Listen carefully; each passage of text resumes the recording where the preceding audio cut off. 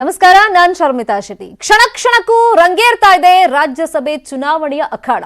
Kupendra Reddy ಗೆಲ್ಸೋಕೆ JDS ತನ್ನದೇ ರೀತಿಯಲ್ಲಿ ಸ್ಟ್ರಾಟಜಿಗಳನ್ನ ಮಾಡ್ಕೊಳ್ತಾ ಇದೆ, ಸರ್ಕಸ್ ಮಾಡ್ಕೊಳ್ತಾ ಇದೆ. ಈಗ ಕಾಂಗ್ರೆಸ್ನ ಬೆಂಬಲ ಅನಿವಾರ್ಯ ಜೆಡಿಎಸ್ ಅಭ್ಯರ್ಥಿ ಗೆಲ್ಲಬೇಕು ಅಂತಂದ್ರೆ. ಹಾಗಾಗಿ ಇವತ್ತು ವಿಪಕ್ಷ ನಾಯಕ ಸಿದ್ದರಾಮಯ್ಯ ಅವರನ್ನ ಭೇಟಿ ಮಾಡಿದೆ ಜೆಡಿಎಸ್ ನಿಯೋಗ.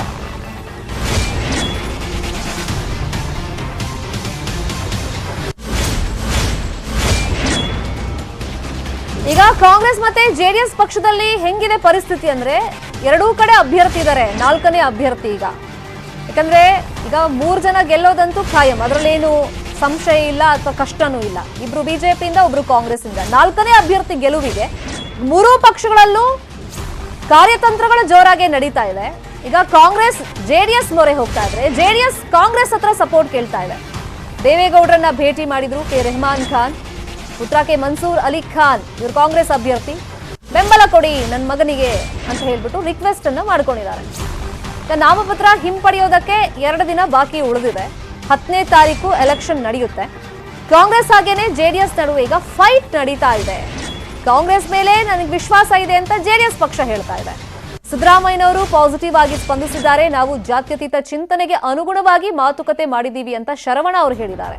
ಸೊ ನಿನ್ನೆ ಇದೇ ವಿಷಯವಾಗಿ ನೇರವಾಗಿ ಸೋನಿಯಾ ಗಾಂಧಿಗೆ ಕಾಲ್ ಮಾಡಿದ್ರು ದೇವೇಗೌಡರು. ರಾಜ್ಯ ನಾಯಕರಿಗೆ ನಮ್ಮ ಅಭ್ಯರ್ಥಿಗೆ ಸಪೋರ್ಟ್ ಮಾಡಕ್ ಹೇಳಿ ಅಂತ ರಿಕ್ವೆಸ್ಟ್ ಅನ್ನ ಮಾಡಿಕೊಂಡಿದ್ರು. ಬೆನ್ನಲ್ಲೇ ಇವತ್ತು ಜೆಡಿಎಸ್ ನಿಯೋಗ ಸಿದ್ದರಾಮಯ್ಯ ಅವರನ್ನ ಮೀಟ್ ಮಾಡಿದೆ. ವರಿಷ್ಠರಾದಂಥ ಸನ್ಮಾನ್ಯ ದೇವೇಗೌಡರು ಹಾಗೂ ನಮ್ಮ ನಾಯಕರಂತ ಸನ್ಮಾನ್ಯ ಕುಮಾರಣ್ಣವರ ಒಂದು ಆದೇಶ ಮೇರೆಗೆ ನಾನು ಮತ್ತು ನಮ್ಮ ಫಾರೂಕ್ ಸಾಹೇಬ್ರು MLC ಅವರು ಇವತ್ತು ನಮ್ಮ ವಿರೋಧ ಪಕ್ಷದ ನಾಯಕರಾದಂಥ ಸನ್ಮಾನ್ಯ ಸಿದ್ದರಾಮಯ್ಯವ್ರನ್ನ ಭೇಟಿ ಮಾಡಿ ಬಂದಿದ್ದೀವಿ. ತಮಗೆಲ್ಲ ಗೊತ್ತಿದೆ, ಈ ರಾಜ್ಯಸಭಾ ಅಭ್ಯರ್ಥಿ ವಿಚಾರದಲ್ಲಿ ನಾವು ಸೆಕ್ಯುಲರ್ಗಳು ಜಾತ್ಯತೀತ ಉಳಿಬೇಕು, ರಾಷ್ಟ್ರೀಕರಣ ಅಂತ ಬಂದಾಗ ನಾವೆಲ್ಲ ಕೂಡ ಒಂದೇ ಧ್ವನಿಯಿಂದ ಹೋರಾಟ ಮಾಡಬೇಕು. ಯಾವುದೇ ಕಾರಣಕ್ಕೂ BJP ಗೆಲ್ಲಕ್ಕೆ ಅವಕಾಶ ಮಾಡಿಕೊಡಬಾರ್ದು ಅಂತೇಳಿ ಅವರ ಒಂದು ಮನಸ್ಥಿತಿ ಕೂಡ ಇತ್ತು. ನಮ್ಮ ಮನಸ್ಥಿತಿ ಕೂಡ ಅದೇ ಇರತಕ್ಕಂಥದ್ದು. ಅದರಿಂದ ಇವತ್ತು ನಾವಿಬ್ಬರು ಕೂಡ ಬಂದು ಭೇಟಿ ಮಾಡಿ ಅವರಿಗೆ ನಾವು ಮನವಿಯನ್ನು ಮಾಡ್ಕೊಂಡಿದ್ದೀವಿ. ನಾಡಿದ್ದೇನು ಶುಕ್ರವಾರ ವಿಡ್ರಾ ಮಾಡಲಿಕ್ಕೆ ಕೊನೆಯ ದಿನ ಇರೋದ್ರಿಂದ ಇವತ್ತು ನಾವೊಂದು ನಮ್ಮ ಒಂದು ವಿಚಾರವನ್ನು ವೈಯಕ್ತಿಕವಾಗಿ ಏನೇ ಒಂದು ವ್ಯತ್ಯಾಸಗಳಿದ್ದರೂ ಕೂಡ ಈ ಥರ ಒಂದು ವಿಚಾರ ಅಂತ ಬಂದಾಗ ಜಾತ್ಯತೀತ ಉಳಿಬೇಕು, ರಾಷ್ಟ್ರೀಕರಣದಲ್ಲಿ ಹಲವಾರು ವಿಚಾರಗಳಲ್ಲಿ ನಾವೆಲ್ಲ ಜೊತೆಲಿ ನಿಲ್ಲಬೇಕು ಅಂತ ಹೇಳಿ ಸ್ವಲ್ಪ ಚರ್ಚೆಯನ್ನು ಕೂಡ ಮಾಡಿದ್ವಿ. ಅದಕ್ಕೂ ಕೂಡ ಅವರು ನೋಡೋಣ ಮಾತಾಡ್ತೀನಿ ಅಂತ ಹೇಳಿಬಿಟ್ಟು ಸನ್ಮಾನ್ಯ ಸಿದ್ದರಾಮಯ್ಯನವರು ಹೇಳಿರತಕ್ಕಂಥದ್ದು. ಇನ್ನೂ 2 ದಿವಸ ಟೈಮ್ ಇದೆ, ನೋಡೋಣ ಮಾತಾಡ್ತೀನಿ. ಆ ಅಭ್ಯರ್ಥಿಯನ್ನು ನಾವೊಂದು ಕಣಕ್ಕಿಂತ ಹಿಂದೆ ಸರಿಯೋಕ್ಕೋಸ್ಕರ ಸೋಲಿಸಲಿಕ್ಕೋಸ್ಕರ ನಾವಿಬ್ಬರು ಏನಾದರೂ ಒಂದು ವರ್ಕೌಟ್ ಮಾಡುವ ಒಂದು ದೃಷ್ಟಿಯಲ್ಲಿ ನಾವು ಮನವಿ ಮಾಡಿದ್ದೇವೆ. ಬಹುಶಃ ಈ ರಾಜ್ಯಕ್ಕೆ ನಾವು ಹೇಳಿದ ಬಗ್ಗೆ ಏನು ಬೇಕಾದರೂ ಆಗ್ಬೋದು. ಆ ಕೊನೆಗಲಿಗೆ ಭಗವಂತನು ಯಾವ ಥರ ರೀತಿ ನಡ್ಕೊಳ್ತಾನೆ ಅದ್ರ ಮೇಲೆ ಡಿಪೆಂಡ್. ಇದೇ ವಿಚಾರವಾಗಿ ಮತ್ತಷ್ಟು ಇನ್ಫಾರ್ಮೇಶನ್ ಕೊಡೋದಕ್ಕೆ ನೇರ ಸಂಪರ್ಕದಲ್ಲಿ ಜಾಯಿನ್ ಆಗಿದ್ದಾರೆ ನಮ್ಮ political bureau head Chidanand Patel. Chidanand Patel, ಈಗ 4ನೇ ಅಭ್ಯರ್ಥಿ ಗೆಲ್ಸೋದಕ್ಕೆ ಮೂರೂ ಪಕ್ಷಗಳಲ್ಲೂ ರಣತಂತ್ರಗಳೇನೋ ನಡೆಸ್ತಾ ಇದ್ದಾರೆ, ಸ್ಟ್ರಾಟಜಿ ಮಾಡ್ತಾ ಇದ್ದಾರೆ. ಆದ್ರೆ ಜೆಡಿಎಸ್ ಕಾಂಗ್ರೆಸ್ ಮೇಲೆ ಡಿಪೆಂಡ್ ಆಗಿದೆ. ಕಾಂಗ್ರೆಸ್ ಜೆಡಿಎಸ್ ಅವರು ಸಪೋರ್ಟ್ ಕೇಳ್ತಿದ್ದಾರೆ. ಫೈನಲಿ ಯಾರು ನಾಮಿನೇಷನ್ ವಿತ್ಡ್ರಾ ಮಾಡಬಹುದು ಅನ್ನಿಸ್ತಾ ಇದೆ?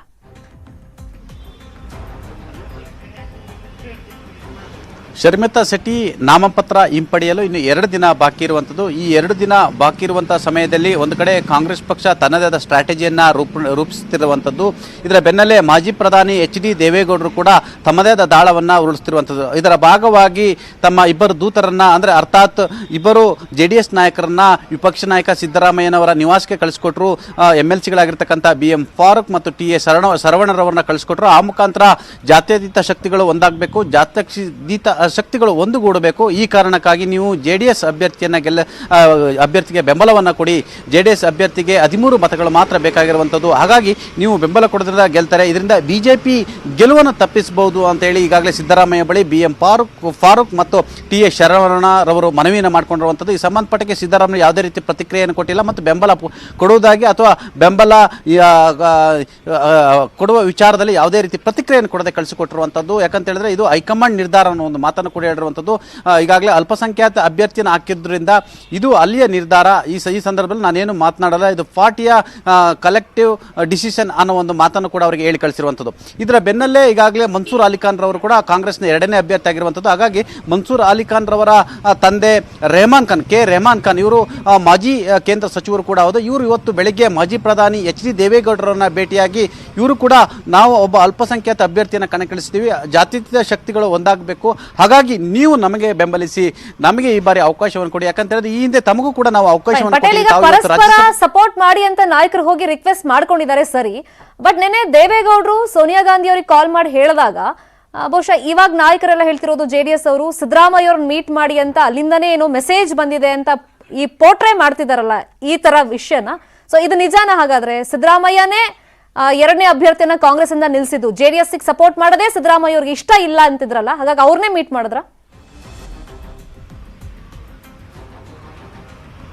ಶರ್ಮಿತಾ ಶೆಟ್ಟಿ, ಇಲ್ಲಿ ದೇವೇಗೌಡರು ಮತ್ತು ಪ್ರಮುಖವಾಗಿ JDS ಪಕ್ಷ ಅಲ್ಪಸಂಖ್ಯಾತರ ಪರವಾಗಿರ್ತಕ್ಕಂಥ ಅವರ ಬದ್ಧತೆ ಮತ್ತು ಅಲ್ಪಸಂಖ್ಯಾತರ ಪರವಾಗಿ ಇರತಕ್ಕಂಥ ಅವರ ನಿಲುವಿನ ಸಂಬಂಧಪಟ್ಟಾಗ ಅದನ್ನು ಬಯಲು ಮಾಡಲಿಕ್ಕಾಗಿ ಒಬ್ಬ ಅಲ್ಪಸಂಖ್ಯಾತ ಅಭ್ಯರ್ಥಿಯನ್ನು ಕಣಗಿಳಿಸಿರುವಂಥದ್ದು. ಅದು ಕಾಂಗ್ರೆಸ್ ಹೈಕಮಾಂಡ್ನ ಒಪ್ಪಿಗೆ ಮೇರೆಗೆ, ಅಂದರೆ KC ವೇಣುಗೋಪಾಲ್ ಸೇರಿದಂಥ ಅನೇಕ ನಾಯಕರುಗಳ ಒಪ್ಪಿಗೆ ಮೇರೆಗೆ ಮನ್ಸೂರ್ ಅಲಿಖಾನ್ ರವರನ್ನ ಕಣಕ್ಕಿಳಿಸಿರುವಂಥದ್ದು. ಇದು ಎಲ್ಲ ಒಂದು ಕಡೆ ಇಬ್ಬರ ಜಗಳದಲ್ಲಿ, ಇಬ್ಬರ ಪೈಪೋಟಿಯಲ್ಲಿ 3ನೇವರಿಗೆ ಲಾಭ ಅನ್ನುವ ರೀತಿಯಲ್ಲಿ ಲೇಹರ್ ಸಿಂಗ್ಗೆ ಲಾಭ ಆಗುವ ಸಾಧ್ಯತೆ ಇದೆ ಎಂಬ ಮಾತು ಕೂಡ ಕೇಳಿ ಬರ್ತಿರುವಂಥದ್ದು. ಇಲ್ಲೊಂದು ಕಡೆ ಇವರಿಬ್ಬರ ಕಿತ್ತಾಟದಲ್ಲಿ ಬಿಜೆಪಿ ನಿರಾಯಸವಾಗಿ ಗೆಲ್ಲುತ್ತಿದೆ. ಬಿಜೆಪಿಯ 3ನೇ ಅಭ್ಯರ್ಥಿ ಲೇಹರ್ ಸಿಂಗ್ ಗೆಲುವಿಗೆ ಸಹಕಾರಿಯಾಗುತ್ತೆ ಎಂಬ ಮಾತು ಕೇಳಿ ಬಂದಿರುವಂಥದ್ದು. ಹಾಗಾಗಿ ಈಗ ಅನಿವಾರ್ಯವಾಗಿ JDS ಕಾಂಗ್ರೆಸ್ಗೆ ಸಪೋರ್ಟ್ ಮಾಡಬೇಕಾಗಿದೆ. ಇಲ್ಲ ಕಾಂಗ್ರೆಸ್ನವರು JDSಗೆ ಸಪೋರ್ಟ್ ಮಾಡಿದ್ರೆ ಮಾತ್ರ ಕಾಂಗ್ರೆಸ್ ಅಥವಾ JDSನ ಅಭ್ಯರ್ಥಿಗಳು ಗೆಲ್ಲುವ ಸಾಧ್ಯತೆ ಇರುವಂಥದ್ದು. ಒಂದು ವೇಳೆ ಇವರಿಬ್ಬರದಲ್ಲಿ ಕಿತ್ತಾಟದಲ್ಲಿ ಏನಾದರೂ ಕಿತ್ತಾಟ ಮಾಡಿಕೊಂಡ್ರೆ ಅದು ಬಿಜೆಪಿ ಅಭ್ಯರ್ಥಿಗೆ ಲಾಭ ಆಗುತ್ತೆ. ಈ ಎಲ್ಲ ಕಾರಣಕ್ಕಾಗಿ ಕಾಂಗ್ರೆಸ್ ನಾಯಕರುಗಳು ದೇವೇಗೌಡರ ಮನೆ ಬಾಗಿಲು ತಡ್ತಿದ್ರೆ, ದೇವೇಗೌಡರು ತಮ್ಮ ಶಿಷ್ಯರ ಮುಖಾಂತರ ಸಿದ್ದರಾಮಯ್ಯ ಮನೆ ಬಾಗಿಲಿಗೆ ಎಡತಾಕ್ತಿರುವಂಥದ್ದು.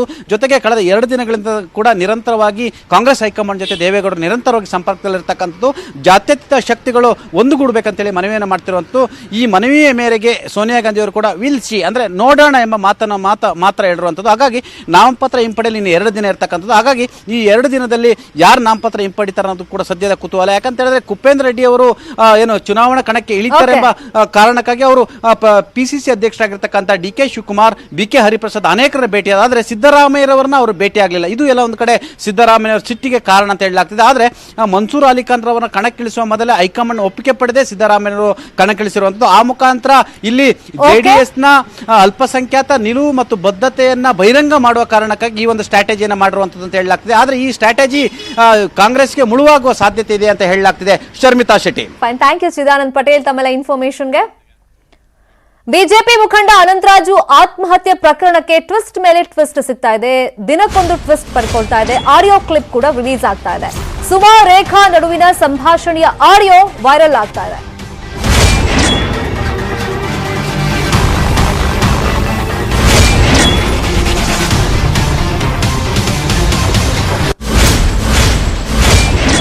ಈಗ ಅವರಿಬ್ರು ಮಧ್ಯದಲ್ಲಿ ಏನ್ ಸಂಭಾಷಣೆ ಆಗಿದೆ, ಆ ಆಡಿಯೋದಲ್ಲಿ ಮೊದಲೇ ಆತ್ಮಹತ್ಯೆ ವಿಷಯದ ಬಗ್ಗೆ ಚರ್ಚೆ ಮಾಡ್ಕೊಂಡಂಗೆ ಕಾಣಿಸುತ್ತೆ.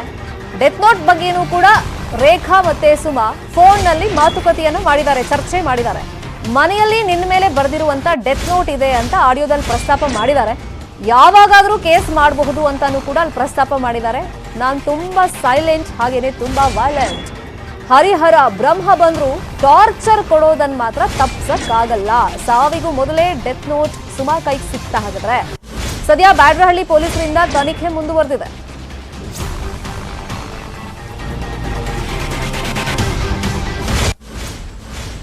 ಈಗ ಸುಮಾ ಅನಂತರಾಜು ಅವರ ಹೆಂಡತಿ, ಅವರು ಫಸ್ಟ್ ಆರೋಪ ಮಾಡಿದ್ದು ಅನಂತರಾಜು ಆತ್ಮಹತ್ಯೆ ಮಾಡ್ಕೊಂಡಿದ್ದಾರೆ ಅಂತ ಗೊತ್ತಾದ ತಕ್ಷಣ ರೇಖಾ ಅಂಡ್ ಟೀಮ್ ನನ್ನ ಪತಿ ವಿರುದ್ಧ ಮಸಲತ್ತು ಮಾಡಿದ್ರು, ಹನಿ ಟ್ರ್ಯಾಪ್ ಅಂತ ಹೇಳ್ಬಿಟ್ಟು ಅವ್ರು ಹೆದರಿಸ್ತಾ ಇದ್ರು. ಕೆಲವೊಂದು ವಿಡಿಯೋ ಬ್ಲಾಕ್ ಮೇಲ್ ಹಿಡ್ಕೊಂಡು ರೇಖಾ ಅಂಡ್ ಟೀಮ್ ಹಣಕ್ಕೋಸ್ಕರ ಡಿಮ್ಯಾಂಡ್ ಮಾಡ್ತಿದ್ರು, ಮತ್ತೆ ಮಾನಸಿಕವಾಗಿ ನನ್ನ ಪತಿಗೆ ಕಿರುಕುಳ ಕೊಡ್ತಾ ಇದ್ರು. ಆ ಒತ್ತಡದಿಂದಾನೇ ಅವರು ಆತ್ಮಹತ್ಯೆಗೆ ಶರಣಾಗಿದ್ದಾರೆ ಅಂತ ಅವ್ರ ಕಂಪ್ಲೇಂಟು ಹಂಗೆ ಕೊಟ್ಟಿರೋದು. ಮತ್ತೆ ಮೀಡಿಯಾ ಮುಂದೆನೂ ಕೂಡ ಈ ತರದೊಂದು ಸ್ಟೇಟ್ಮೆಂಟ್ ಅನ್ನ ಕೊಟ್ಟಿದ್ರು. ಈಗ ರೇಖಾ ಕೂಡ ಅದಕ್ಕೆ ಪ್ರತಿಯಾಗಿ ಒಂದು ದೂರು ಕೊಟ್ಟಿದ್ದಾರೆ.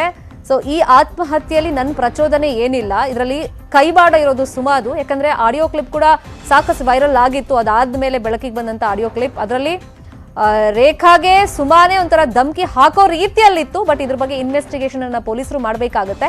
ಈಗ ನಿನ್ನ ಕಣ್ಣು ಮುಂದೆನೆ ಅನಂತರಾಜು ಹೆಂಗೆ ನರಳಿ ಸಾಯ್ತಾ ನೋಡ್ತಾ ಇರು. ಇಂಥದ್ದೆಲ್ಲ ಅಲ್ಲಿ ವಿಷಯಗಳನ್ನ ಖುದ್ದಾಗಿ ಪತ್ನಿ ಸುಮಾ ಅವರೇ ಪ್ರಸ್ತಾಪ ಮಾಡಿರ್ತಾರೆ ರೇಖಾ ಹತ್ರ. ಅವರಿಬ್ರು ಮಾತಾಡಿದ್ದಾರೆ ಅನ್ನಲಾಗ್ತಿರುವಂತ ಆಡಿಯೋ ಮತ್ತೊಂದೀಗ ವೈರಲ್ ಆಗಿದೆ. ಅದರಲ್ಲಿ ಈಗ ಡೆತ್ ನೋಟ್ ಬಗ್ಗೆ ಪ್ರಸ್ತಾಪ ಆಗಿದೆ.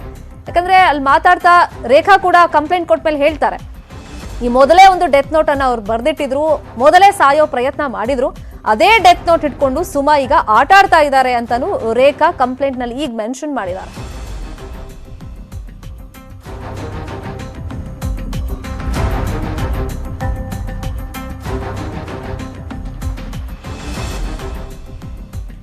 ಇದೇ ವಿಚಾರವಾಗಿ ಮತ್ತಷ್ಟು ಇನ್ಫಾರ್ಮೇಶನ್ ಕೊಡೋದಕ್ಕೆ ನೇರ ಸಂಪರ್ಕದಲ್ಲಿ ಜಾಯಿನ್ ಆಗಿದ್ದಾರೆ ನಮ್ಮ ರಿಪೋರ್ಟರ್ ಮಂಜುನಾಥ್ ಚಂದ್ರ. ಮಂಜುನಾಥ್, ಈಗ ಅನಂತರಾಜು ಆತ್ಮಹತ್ಯೆ ಪ್ರಕರಣಕ್ಕೆ ದಿನಕ್ಕೊಂದು ಟ್ವಿಸ್ಟ್ ಸಿಗ್ತಾ ಇದೆ. ಇನ್ಫ್ಯಾಕ್ಟ್ ರೇಖಾ ಇವತ್ತು ಕಂಪ್ಲೇಂಟ್ ಕೊಟ್ಟಾಗ ಅವ್ರು ಹೇಳಿದ್ದು ಡೆತ್ ನೋಟ್ ಮೊದಲೇ ಇತ್ತು, ಮೊದಲೇ ಈ ತರ ಸಾಯೋ ಪ್ರಯತ್ನ ಮಾಡಿದ್ರು, ಆ ಡೆತ್ ನೋಟ್ ಅನ್ನ ಇವಾಗ ತೋರಿಸಿ ಇವಾಗ ಸೂಸೈಡ್ಗೆ ಈ ಡೆತ್ ನೋಟ್ ಬರ್ದಿಟ್ಟಿದ್ದಾರೆ ಅಂತ ಬಿಂಬಿಸ್ತಿದ್ದಾರೆ ಅಂತ. ಸೊ ಈಗ ಏನೆಲ್ಲ ಪೊಲೀಸರ ಕಡೆ ಇನ್ಫಾರ್ಮೇಶನ್ ಸಿಗ್ತಾ ಇದೆ?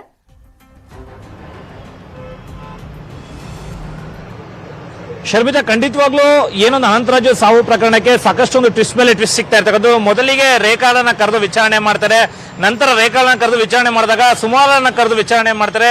ಸುಮಾರು ರೇಖಾ ವಿರುದ್ಧ ಒಂದು ಕಂಪ್ಲೇಂಟ್ ಅನ್ನ ಕೊಡ್ತಾರೆ. ಆದ್ರೆ ಸ್ವತಃ ಪೊಲೀಸ್ ತನಿಖೆಯಲ್ಲಿ 6 ತಿಂಗಳಿಂದ ಲಿವಿಂಗ್ ಟುಗೆದರ್ಶಿಪ್ ಇರುತ್ತೆ ಅಂತ ಹೇಳಿ ತನಿಖೆಯಲ್ಲೂ ಕೂಡ ಒಂದು ಬಯಲಾಗಿರ್ತಕ್ಕಂಥ ರೇಖಾ ಹಾಗೂ ಏನು ಅನಂತರಾಜು ಇದ್ದಾರೆ, ಮೃತ ಅನಂತರಾಜು, ಇವರ ವಿರುದ್ಧ ಅಂದ್ರೆ ಕಂಪ್ಲೇಂಟ್ ಕೊಟ್ಟ ಆದ್ಮೇಲೆ ಸಾಕಷ್ಟೊಂದು ತನಿಖೆಯಲ್ಲಿ ಬಯಲ್ಕೊಂಡಿದ್ದು ಲಿವಿಂಗ್ ಟುಗೆದರ್ ರಿಲೇಶನ್ಶಿಪ್ ಇದೆ ಅಂತ. ಅದಾದ ನಂತರ ಮತ್ತೊಂದು ತನಿಖೆಯನ್ನ ಶುರು ಮಾಡ್ತಾರೆ ಪೊಲೀಸರು. ಹಂತವಾಗಿ ಆಡಿಯೋಗಳನ್ನ, ವೈರಲ್ ಆಗಿರ್ತಕ್ಕಂಥ ಆಡಿಯೋಗಳಲ್ಲಿ ಅವರಿಬ್ಬರನ್ನ ಕರೆಸಿ ಸುಮಾ ಹಾಗೂ ರೇಖಾಗಳನ್ನ ಕೂಡ ತನಿಖೆಯನ್ನ ಮಾಡ್ತಾರೆ. ಆದ್ರೆ ರೇಖಾರ ಆಡಿಯೋ ಮೊದಲಿಗೆ ಸಿಗುತ್ತೆ, ಅವ್ರನ್ನ ಬಿಟ್ಬಿಡಿ ಪ್ಲೀಸ್, ಏನು ಮಾಡಬೇಡಿ ಅನ್ನೋ ರೀತಿಯಲ್ಲಿ ಒಂದು ಆಡಿಯೋ ವೈರಲ್ ಆಗುತ್ತೆ. ಇದೀಗ ತನಿಖೆಗೆ ಒಳಪಟ್ಟಂತ ರೇಖಾ ಬಂದು ನನಗೆ ಸಾವು ಅಂದ್ರೆ ನನ್ನ ಮೇಲೆ ಈಗಾಗಲೇ ಒಂದು ನನ್ನ ಕೊಲೆ ಮಾಡುವ ರೀತಿಯಲ್ಲಿ ಇದ್ದಾರೆ, ದಯವಿಟ್ಟು ಸುಮಾಳ ವಿರುದ್ಧ ಒಂದು ಕಂಪ್ಲೇಂಟ್ ಅನ್ನ ದೂರ ದಾಗಿಸ್ಕೊಳ್ಳಿ, ಹೇಳಿಕೆನ ಪಡೀರಿ. ಯಾಕಂತ ಹೇಳಿದ್ರೆ ಈ ಹಿಂದೆ ಕೂಡ ಅನಂತರಾಜ್ ಆತ್ಮಹತ್ಯೆ ಪಡಲು ಯತ್ನಿಸಿದ್ದ ಈ ಲೆಟರ್ ಅನ್ನ ನೋಡಿ ಅಂತ ಡೆತ್ ನೋಟ್ ಅನ್ನ ತೋರಿಸ್ತಾರೆ. ಪೊಲೀಸರಿಗೆ ಎಲ್ಲೋ ಒಂದು ಮಿಸ್ಟ್ರಿ ಕಾಣುತ್ತೆ. ಅದಾದ ಮೇಲೆ ರೇಖಾರನ್ನ ಕುತ್ಕೊಂಡು ಸಾಕಷ್ಟೊಂದು ಮಾಹಿತಿಗಳನ್ನ ಕೂಡ ಕಲೆ ಹಾಕಿ, ಆದ್ರೆ ಎಲ್ಲೋ ಒಂದ್ ಕಡೆ ರೇಖಾ ನಾನು ತಪ್ಪಿತಸ್ಥೆ, ನನ್ನನ್ನ ಪೊಲೀಸರು ವಶಪಡಿಸ್ಕೊಳ್ತಾರೆ, ನನ್ನನ್ನು ಮತ್ತೆ ಅರೆಸ್ಟ್ ಮಾಡ್ತಾರೆ ಅನ್ನೋ ರೀತಿಯಲ್ಲಿ ಇವತ್ತು ಒಂದು ಹೈ ಡ್ರಾಮಾನೇ ಮಾಡಿದ್ದಾರೆ ಪೊಲೀಸ್ ಠಾಣೆ ಮುಂದೆ. ಏನಂತ ಹೇಳಿದ್ರೆ ಚಲಿಸುವ ಬಸ್ಗಳಿಗೆ ಅಡ್ಡ ಸಿಕ್ಕಿರ್ತಕ್ಕಂಥದ್ದು ಸ್ವತಃ ರೇಖಾ ಸ್ನೇಹಿತನೇ ಆಕೆಯನ್ನು ಎಳೆದು ಕಾಪಾಡಿರ್ತಕ್ಕಂಥದ್ದು. ಈ ರೀತಿಯಾದಂತಹ ಒಂದು ಘಟನೆ ಕೂಡ ಇವತ್ತು ನಡೆದಿರ್ತಕ್ಕಂಥ. ಒತ್ತೊಂದು ಅನಂತರಾಜು ಸಾವಿನ ಪ್ರಕರಣಕ್ಕೆ ಸಾಕಷ್ಟು ಟ್ವಿಸ್ಟ್ ಮೇಲೆ ಟ್ವಿಸ್ಟ್ ಸಿಗ್ತಾ ಇರ್ತಕ್ಕಂಥ, ಪೊಲೀಸರಿಗೆ ಎಲ್ಲೋ ಒಂದ್ ಕಡೆ ಅನುಮಾನ ಮಾಡ್ಕೊಂಡಿರ್ತಕ್ಕಂಥದ್ದು. ಫೈನ್, ಥ್ಯಾಂಕ್ ಯು ಮಂಜುನಾಥ್ ಚಂದ್ರ ತಮ್ಮೆಲ್ಲ ಇನ್ಫಾರ್ಮೇಶನ್ಗೆ. ಮತ್ತಷ್ಟು ಸುದ್ದಿ ನೋಡೋಣ ಬ್ರೇಕ್ ಆದ್ಮೇಲೆ. Welcome back. ಇಂಟ್ರೆಸ್ಟಿಂಗ್ ಸುದ್ದಿ ಇದು. ಸಿದ್ದರಾಮಯ್ಯ ಅವರು ಶಾಪಿಂಗ್ ಮಾಡಿದ್ದಾರೆ, 30 ಪಂಚೆಯನ್ನ ಖರೀದಿ ಮಾಡಿದ್ದಾರೆ. ವಿಪಕ್ಷ ನಾಯಕ ಸಿದ್ದರಾಮಯ್ಯ ಬೆಂಗಳೂರಿನ ಅವೆನ್ಯೂ ರೋಡ್ನ ಖಾದಿ ಭಂಡಾರದಲ್ಲಿ ಖರೀದಿ ಮಾಡಿರೋದು. ಒಂದು ಪಂಚೆಗೆ 655 ರೂಪಾಯಿ ಕೊಟ್ಟು ಪರ್ಚೇಸ್ ಮಾಡಿದ್ದಾರೆ.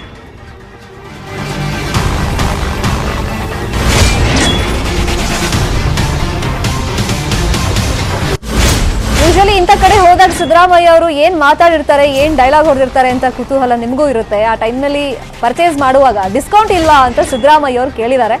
40% ಡಿಸ್ಕೌಂಟ್ ಅನ್ನ ಪಡೆದಿದ್ದಾರೆ ಸಿದ್ದರಾಮಯ್ಯ ಅವರು ಕೇಳಿ. ಕಳೆದ 25 ವರ್ಷಗಳಿಂದ ಹೆಚ್ಚಾಗಿ ಪಂಚೆನೇ ಯೂಸ್ ಮಾಡ್ತಿದ್ದಾರೆ ಸಿದ್ದರಾಮಯ್ಯ. ವಿದೇಶಕ್ಕೆ ಹೋದಾಗ ಹಾಗೇನೆ ಕೆಲ ವಿಶೇಷ ಪ್ರೋಗ್ರಾಮ್ಗಳಲ್ಲಿ ಮಾತ್ರ ಸಿದ್ದರಾಮಯ್ಯ ಅವರು ಪ್ಯಾಂಟ್ ಅನ್ನು ಧರಿಸ್ತಾರೆ. ಯೂಶಲಿ ಅವರು ಸಿದ್ದರಾಮಯ್ಯ ಅಂತ ನೀವು ನೋಡಿದಾಗ, ರಾಜ್ಯದಲ್ಲಿ ಪ್ರವಾಸ ಮಾಡಿದಾಗ ಅಥವಾ ನಮ್ಮ ದೇಶದಲ್ಲೇ ಬೇರೆ ಕಡೆ ಸಂಚಾರ ಮಾಡಿದಾಗ ಅವರು ಪಂಚೆಯಲ್ಲೇ ಇರ್ತಾರೆ. ಸೊ ಇವತ್ತು ವಿಶೇಷವಾಗಿ 30 ಪಂಚೆಯನ್ನ ಖರೀದಿ ಮಾಡಿದ್ದಾರೆ ಅವೆನ್ಯೂ ರೋಡ್ನ ಖಾದಿ ಭಂಡಾರದಲ್ಲಿ. ಆ ಟೈಮ್ನಲ್ಲಿ ಡಿಸ್ಕೌಂಟ್ ಕೊಡಪ್ಪ ಅಂತ ಕೇಳಿದ್ದಾರೆ. ಸೊ 40% ಡಿಸ್ಕೌಂಟ್ ಕೂಡ ಸಿಕ್ಕಿದೆ ಅವರಿಗೆ.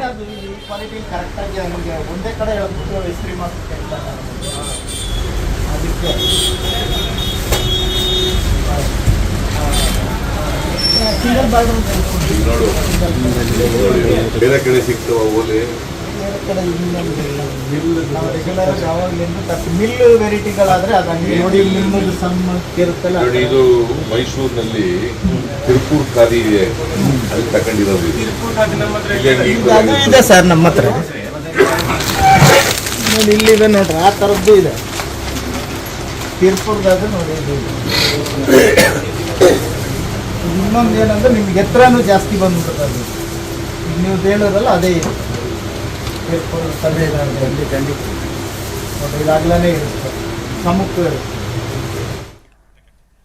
ರಾಜ್ಯಾದ್ಯಂತ 50ಕ್ಕೂ ಹೆಚ್ಚು ಕಡೆ ಐಟಿ ರೇಡ್ ಆಗಿದೆ. ಬೆಂಗಳೂರಲ್ಲಿ ಐಟಿ ಅಧಿಕಾರಿಗಳು ಶೋಧ ಕಾರ್ಯವನ್ನು ಮುಂದುವರೆಸಿದ್ದಾರೆ. ಸುಮಾರು 600ಕ್ಕೂ ಅಧಿಕ ಅಧಿಕಾರಿಗಳು ಇವತ್ತು ರೇಡ್ ಅನ್ನ ಮಾಡಿರೋದು. ರಾಜ್ಯಾದ್ಯಂತ ಒಟ್ಟು 50ಕ್ಕೂ ಹೆಚ್ಚು ಕಡೆ ಈ ಬಾರಿ ಉದ್ಯಮಿಗಳನ್ನ ಟಾರ್ಗೆಟ್ ಮಾಡಿದ್ದಾರೆ. ಇಲ್ಲಿ ಉದ್ಯಮಿಗಳನ್ನ ಶಾರ್ಟ್ ಲಿಸ್ಟ್ ಮಾಡ್ಕೊಂಡಿದ್ದಾರೆ. ಯಾರ ಆದಾಯ ಜಾಸ್ತಿ ಇದೆ ಆದ್ರೆ ಇನ್ಕಮ್ ಟ್ಯಾಕ್ಸ್ ಅನ್ನ ಕಮ್ಮಿ ಕಟ್ಟಿದ್ದಾರೆ ಸರ್ಕಾರಕ್ಕೆ ಮೋಸ ಮಾಡೋ ಪ್ರಯತ್ನ ಮಾಡಿದ್ದಾರೆ ಅಂತ ಉದ್ಯಮಿಗಳಿಗೆ ಇವತ್ತು ಐಟಿ ಅಧಿಕಾರಿಗಳು ಬಿಸಿ ಮುಟ್ಟಿಸಿದ್ದಾರೆ. ಬೆಂಗಳೂರಿನ ಸದಾಶಿವನಗರದ ಅಪಾರ್ಟ್ಮೆಂಟ್ನಲ್ಲೂ ಕೂಡ ಶೋಧವನ್ನ ಕಂಟಿನ್ಯೂ ಮಾಡಿದ್ದಾರೆ. ಸದಾಶಿವನಗರದ ಎಂಬಸಿ ಕಟ್ಟಡದಲ್ಲಿ ಶೋಧ ಮಾಡಿದ್ದಾರೆ. ಅಲ್ಲಿರುವಂತಹ 3ಕ್ಕೂ ಅಧಿಕ ಉದ್ಯಮಿಗಳ ಫ್ಲಾಟ್ಗಳ ಮೇಲೆ ರೇಡ್ ಆಗಿದೆ. ಬೆಳಗ್ಗೆ 6 ಗಂಟೆಯಿಂದ ನಿರಂತರವಾಗಿ ಐಟಿ ಅಧಿಕಾರಿಗಳು ಶೋಧ ಮಾಡ್ತಾ ಇದ್ದಾರೆ. ಮನೆ ಕಚೇರಿಗಳ ಮೇಲೆ ದಾಳಿ ಮಾಡಿ ಪರಿಶೀಲನೆ ಮಾಡ್ತಾ ಇದ್ದಾರೆ. ಈ ಸಂದರ್ಭದಲ್ಲಿ ಕೆಲ ಮಹತ್ವದ ಕಡತಗಳು ಸಿಕ್ಕಿದೆ. ಅದನ್ನ ಅಧಿಕಾರಿಗಳು ತಮ್ಮ ವಶಕ್ಕೆ ಪಡ್ಕೊಂಡಿದ್ದಾರೆ ಅಂತ ಗೊತ್ತಾಗಿದೆ. ನರಪತ್ ಸಿಂಗ್ ಚರೋಡಿ ಅನ್ನೋರ ಫ್ಲಾಟ್ ಮೇಲೆ ದಾಳಿಯಾಗಿದೆ. ಎಂಬಸಿ ಆರ್ಕಿಡ್ ಅಪಾರ್ಟ್ಮೆಂಟ್ ಮೇಲೆ ದಾಳಿಯಾಗಿದೆ. Flat number 607. ಸೊ ಇಲ್ಲಿ ಐಟಿ ಅಧಿಕಾರಿಗಳು ಶೋಧವನ್ನ ಮಾಡ್ತಾ ಇದ್ದಾರೆ. ಇದಿಷ್ಟೇ ಅಲ್ಲ, ಎಂಬಸಿ ಎಂಡಿ ಜಿತು ವಿರ್ವಾನಿ ಮನೆ ಹಾಗೇನೆ ಅವ್ರಿಗೆ ಸಂಬಂಧಪಟ್ಟಂತ ಆಫೀಸ್ ಮೇಲೂ ಕೂಡ ಐಟಿ ರೇಡ್ ಆಗಿದೆ. ಎಂಬಸಿ ಕಚೇರಿಗಳ ಮೇಲೆ ಐಟಿ ಅಧಿಕಾರಿಗಳು ದಾಳಿಯನ್ನ ಮಾಡಿದ್ದಾರೆ. ಸೊ ಇಲ್ಲಿ ಆದಾಯ ಮರೆಮಾಚಿರುವಂತ ಆರೋಪ, ಜೊತೆಗೆ ಆದಾಯಕ್ಕೆ ಸರಿಯಾಗಿ ಇವರು ಟ್ಯಾಕ್ಸ್ ಅನ್ನ ಸರ್ಕಾರಕ್ಕೆ ಪೇ ಮಾಡಿಲ್ಲ, ಕಮ್ಮಿ ಟ್ಯಾಕ್ಸ್ ಅನ್ನ ಪೇ ಮಾಡಿದ್ದಾರೆ. ಹಾಗಾಗಿ ಇವ್ರ ಮೇಲೆ ಶಾರ್ಟ್ ಲಿಸ್ಟ್ ಮಾಡಿದ್ದಾರೆ. ಆರೋಪಗಳು ಕೇಳಿ ಬಂದಿರುತ್ತೆ. ಹಾಗಾಗಿ ಸರ್ಚ್ ವಾರೆಂಟ್ ಸಮೇತ ಬೆಳಬೆಳಗ್ಗೆ ಬಂದಿದ್ದಾರೆ. 6 ಗಂಟೆಯಿಂದ ನಿರಂತರವಾಗಿ ಈಗ ಶೋಧವನ್ನ ಮಾಡ್ತಾಲೇ ಇದ್ದಾರೆ. ಈಗ ರೇಡ್ ಇನ್ನೂ ಕೂಡ ಕಂಟಿನ್ಯೂ ಆಗಿದೆ. ಪರಿಶೀಲನೆಯನ್ನು ಮುಂದುವರಿಸಿದ್ದಾರೆ.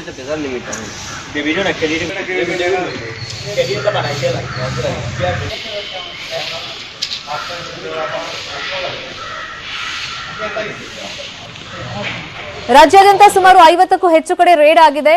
ಗೋವಾ ಮತ್ತೆ ಕರ್ನಾಟಕದ ಒಟ್ಟು 600ಕ್ಕೂ ಹೆಚ್ಚು ಅಧಿಕಾರಿಗಳ ಟೀಮ್ ಇವತ್ತು ಐಟಿ ರೇಡ್ ಅನ್ನ ಮಾಡಿರೋದು. ಹಂಗಡಕೋದ್ರೆ ಬೇರೆ ಊರಿಗೆ ಕಂಪೇರ್ ಮಾಡಿದ್ರೆ ಬೆಂಗಳೂರಲ್ಲೇ ಅತಿ ಹೆಚ್ಚು ಕಡೆ ಈಗ ರೇಡ್ ಅನ್ನ ಅಧಿಕಾರಿಗಳು ಮಾಡಿರೋದು. ಉದ್ಯಮಿಗಳ ಮನೆ ಹಾಗೇನೆ ಅವ್ರಿಗೆ ಸಂಬಂಧಪಟ್ಟಂತ ಆಫೀಸ್ಗಳ ಮೇಲೆ ಇವತ್ತು ರೇಡ್ ಅನ್ನ ಮಾಡಿದ್ದಾರೆ. ಸೊ ಈಗ ಸದ್ಯಕ್ಕೆ ಪರಿಶೀಲನೆ ನಡೀತಾ ಇದೆ.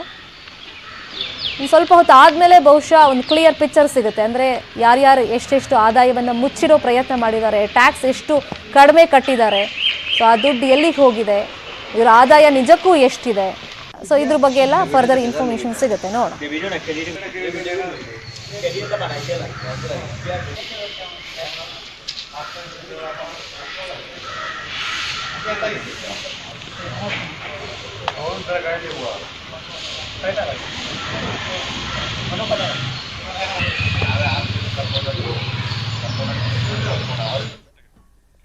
ಕೆಜಿಎಫ್ನಲ್ಲಿ ಬಾಡೂಟಕ್ಕಾಗಿ ಜನರು ಮುಗಿಬಿದ್ದಿದ್ದಾರೆ. ಶಾಸಕ ಸಂಪಂಗಿ ಹುಟ್ಟುಹಬ್ಬ ಪ್ರಯುಕ್ತ ಬಾಡೂಟ ಅರೇಂಜ್ ಮಾಡಿದ್ರು. ನಾಗಶೆಟ್ಟಿಹಳ್ಳಿ ಫಾರ್ಮ್ ಹೌಸ್ ನಲ್ಲಿ ಬಾಡೂಟ ಅರೇಂಜ್ ಮಾಡಿದ್ರು. ಆ ಟೈಮ್ನಲ್ಲಿ ಊಟಕ್ಕೋಸ್ಕರ ಜನ ಮುಗಿಬಿದ್ದಿದ್ದಾರೆ. ಸ್ವಲ್ಪ ಕಾಂಪಿಟೇಷನ್ ಜನರದ್ದು ಊಟಕ್ಕೋಸ್ಕರ ಹೆಂಗಿತ್ತು ಅಂದ್ರೆ ಅಲ್ಲಿದ್ದಂತ ಅಡುಗೆ ಭಟ್ರನ್ನೇ ಪಕ್ಕಕ್ಕೆ ತಳ್ಳಿದಾರಂತೆ. ನಾ ಮುಂದು ತಾ ಮುಂದು ಅಂತ ಬಾಡೂಟಕ್ಕೆ ಜನ ಅಲ್ಲಿಗೆ ಹೋಗಿದ್ದಾರೆ. ದೃಶ್ಯದಲ್ಲೂ ನೋಡ್ತಾ ಇದೀವಿ. ಕುತ್ಕೊಂಡು ಊಟ ಮಾಡೋಕೆ ಅವಕಾಶ ಇದ್ದೂ ಕೂಡ ಬಾಡೂಟ ಸಿಕ್ಕಿದೆ ಅಂತ ಭಾರೀ ನೂಕುನುಗ್ಗಲಾಗಿದೆ. 2000ಕ್ಕೂ ಅಧಿಕ ಜನರಿಗೆ chicken biryani, mutton, chicken chops, ಮುದ್ದೆ ಊಟ ವ್ಯವಸ್ಥೆಯನ್ನ ಮಾಡಿದ್ರು.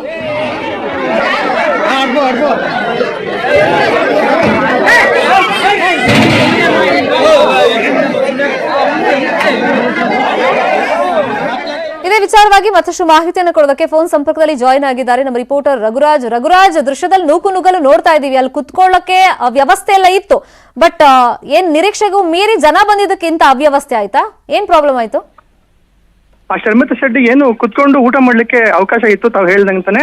ಆದ್ರೆ ಏನು ಜನರು ಸಹನೆಯನ್ನು ಕಳ್ಕೊಂಡಿದ್ರು. ಅದಕ್ಕೆ ಕಾರಣ ಏನಂತ ಹೇಳಿದ್ರೆ, ಏನು ಕಾರ್ಯಕ್ರಮ ಇದು ಆರಂಭ ಆಗಿದ್ದೇನೆ ತಡವಾಗಿ ಆರಂಭ ಆಯ್ತು. 3 ಗಂಟೆ ಕೂಡ ಏನು ಬೇರೆ ಬೇರೆ ಹಳ್ಳಿಗಳಿಂದ ಬಂದಿರ್ತಕ್ಕಂಥ ಜನ ಏನು ಮತ್ತೆ ವಾಪಸ್ ತರಬೇಕಾಗಿತ್ತು.